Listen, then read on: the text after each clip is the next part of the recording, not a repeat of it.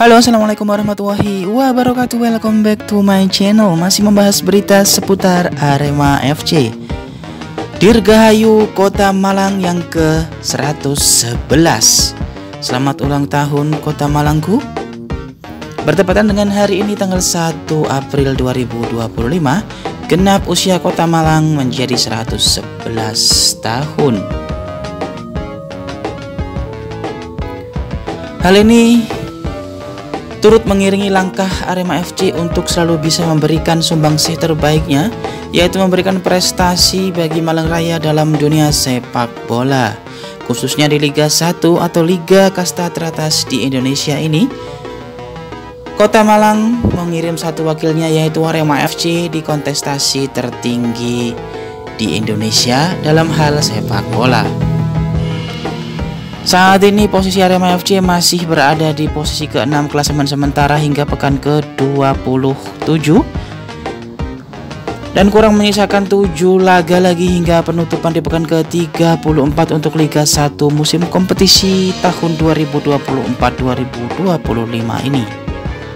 Raihan 42 poin dirasa masih kurang untuk bisa memberikan motivasi tersendiri bagi punggawa Arema FC yang akan berlaga setidaknya tanggal 20 April nanti kala harus melawat ke markas dari Persita Tangerang.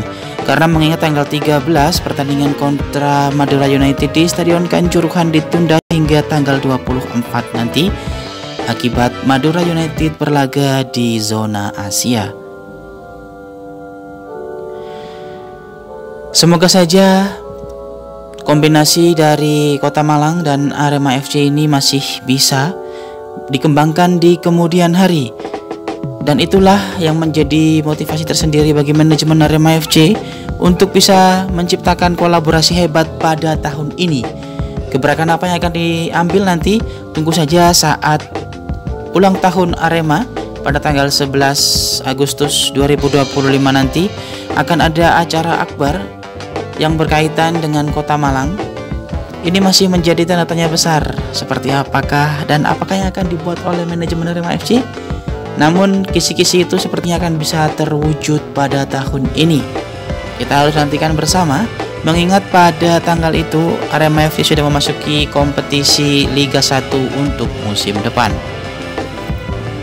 Setidaknya kerangka dari punggawa Arema FC akan dipertahankan 70% dari musim ini karena performanya dinilai cukup impresif. Selain itu juga bisa meningkatkan potensi di segi finansial. Mengingat jika nanti kita boros belanja di musim depan, maka akan banyak anggaran yang terserap di dalamnya. Ketimbang memilih langkah itu, manajemen membuat opsi baru, yaitu mempertahankan 70% kerangka yang ada dan hanya menambal sedikit di sana-sini yang sekiranya cukup untuk membuat Arema FC semakin berkembang lagi di kompetisi tertinggi level Indonesia, tentu saja di Liga 1. Banyak hal yang akan dikupas nanti. Manajemen Arema FC masih mengisi draft kosong tersebut dengan berbagai macam hal menarik.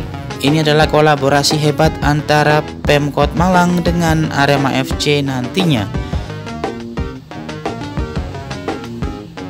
Ini akan sangat menarik mengingat apa yang sudah berjalan selama ini tidak pernah bisa membuahkan hasil, sehingga ini harus ditata ulang bagaimana untuk manajerialnya.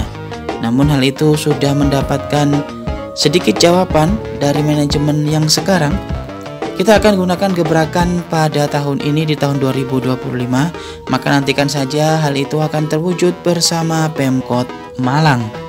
Kira-kira apa ya guys yang akan dibuat oleh manajemen Arema FC bersama Pemkot Malang nantinya untuk menyemarakkan hari jadi Arema tersebut. Dan tentu saja masih dalam rangka prestasi sepak bola Kota Malang. Diketahui saat ini renovasi Stadion Gajayana sedang berlangsung dan Stadion Kanjuruhan pun juga sudah resmi diresmikan oleh Presiden, dan saat ini sudah bisa dijadikan tempat latihan bagi Arema FC karena memang manajemen Arema FC menyewa Stadion Kanjuruhan sebagai home base di Liga 1. Mengingat Stadion Gajayana yang tidak bisa lolos dari segi SOP pengamanan karena berada di pusat keramaian.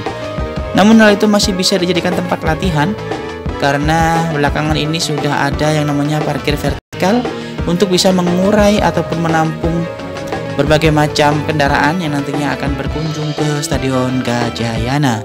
Jadi sedikit demi sedikit penataannya diperbaiki. Tinggal bagaimana SOP di kemudian hari sehingga bisa menggunakan Stadion Gajayana sebagai salah satu venue olahraga terutama sepak bola di Kota Malang. Saat ini Persema Reborn sedang ada melakukan tugasnya sebagai salah satu klub sepak bola yang dimiliki oleh pusat Kota Malang. Sempat vakum di era wali kota yang sebelumnya, diharapkan Persema Reborn bisa bangkit di zaman saat ini di era kepemimpinan Wahyu Hidayat sebagai wali kota Malang untuk periode kali ini. Dan ada banyak hal yang perlu diperbaiki di segala sektor, terutama untuk bisa memberikan dukungan penuh terhadap SSB yang ada di Kota Malang agar bisa memunculkan bakat-bakat sedari dini untuk dunia sepak bola. Berlanjut dari gebrakan yang nanti akan kita update terus bagaimana yang akan dilakukan oleh manajemen Arema FC, ada beberapa hal yang menarik untuk disimak dalam video ini. Tentu saja masih dengan berita utama yaitu Arema FC yang saat ini sudah hampir merampungkan 50% dari total kuota pemain asing yang akan berlaga untuk Arema di Liga 1 musim depan. Yang sudah dilakukan oleh manajemen adalah memperpanjang kontrak dari Lucas Frigeri, yaitu sang kiper yang tidak pernah tergantikan ketika ia tidak mengalami cedera, dan akan menambah 5 slot lagi yang akan dipertahankan. Jadi total 6 yang akan dipertahankan untuk musim depan, yang mana itu diambil dari musim saat ini.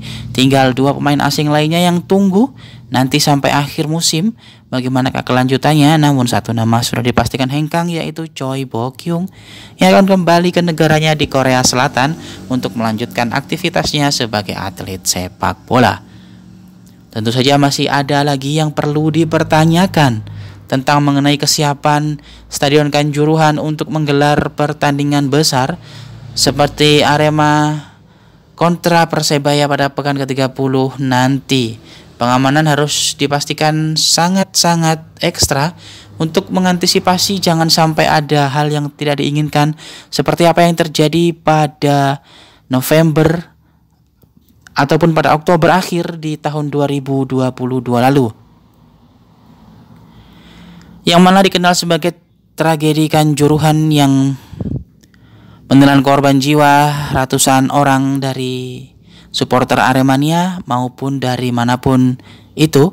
Yang jelas jangan sampai terjadi lagi kerusuhan yang serupa. Maka pihak berwajib harus segera memutuskan langkah yang tepat bagaimana caranya untuk menanggulanginya. Apakah harus digelar tanpa penonton? Jika itu yang terjadi dan yang terbaik, maka kita harus menerima apapun kondisinya. Thank you for watching. See you next time on the next video. Jangan lupa tulis atensi kalian di kolom komentar.